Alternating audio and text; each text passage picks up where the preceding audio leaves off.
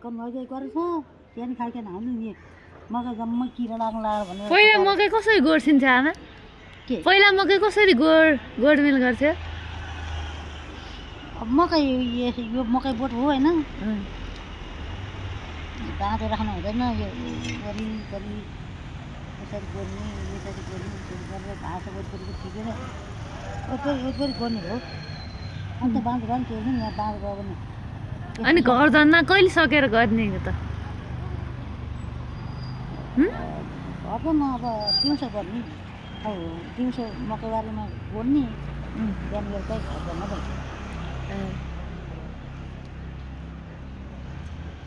सानो कोदाल लिनु कुटु यसरी ठाड पारेर खन्यो नि यसरी खुट्रो वरिपरि खोल्ने यो बोट हल्दिनुपर्छ जरा खलबाट हल्दिनुपर्छ अनि बाँधो अन्त त्यो गोडे नगरे हुन्छ मकै पहेँलो हुन्छ कालो भएर नि आउँदैन खेताला हाम्रो डलकाट कति आउँथ्यो कोही त यताबाट ल्याउने यहाँ मादा पुट्दिनु मकै बोटको है कोही नजाने नि आउँछ नि मिलेर पकायो अरे पैसा आइहाल्छ भन्दै आउँथेँ अनि त्यो मकै फेर्न त बाँध्दै राख्थ्यो नि पुर्दिनु अन्त माथि ल्याएर है मकै त कहिले नआउने ए अनि पहिला खेतीबारी कसरी गर्थ्यो मेलो जानु पर्थ्यो पहिला मेला जान्थ्यो हाम्रो घरबाट चाहिँ जान्थेनौँ हामी ए खेताला आउनुहुन्थ्यो हाम्रै आउँथ्यो नि बरु हाम्रो यो वर्षको कति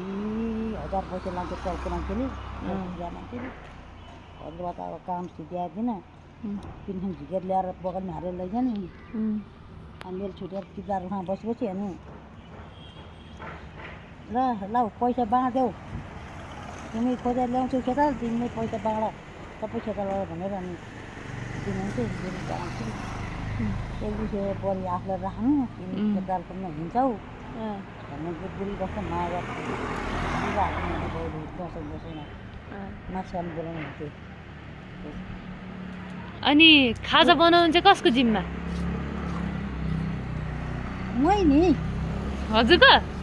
ए खाजा बनाएर लान्थ्यो सजुवासँग तरकारी बाल्टिना हाल्यो ढोका हाल्यो त्यहाँदेखि छोटा किनेछ ताकभरि जम्मै तरकारी त्यो छेक्रा छेर्दै हिँडेको देखिनु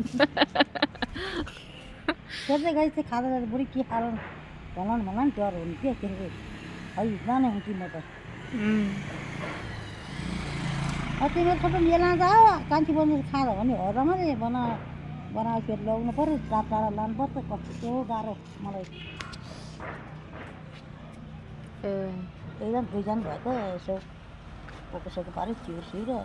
अनि के पकाउने तेरो हजुरलाई आलुको तरकारी अचार हो कस्तो अचार हजुर त भातै राख्नु पर्थ्यो यत्रो भना भात पकाउने है अनि दाल झोलको दाल अनि तिउन तरकारी अनि अचार मसेर गोडमेरसँग अचार के तरकारी है गरेर टन्नै खाजा खाइ नसके यत्रो सपर भात हुन्थ्यो घर ल्याएर त्यो मान्छेहरूको पकाउँथ्यो भात है घर ल्याएका त माथि पकाउँथ्यो खोजेर आउँथ्यो त्यो एउटा बुढी थियो पोहोर मात्रै खस्यो नि हावे यति मकै आज जम्मै किरा लाग्छ गर्नु भनेको आज नआयो हामी फोन गरेर कुरो गरेको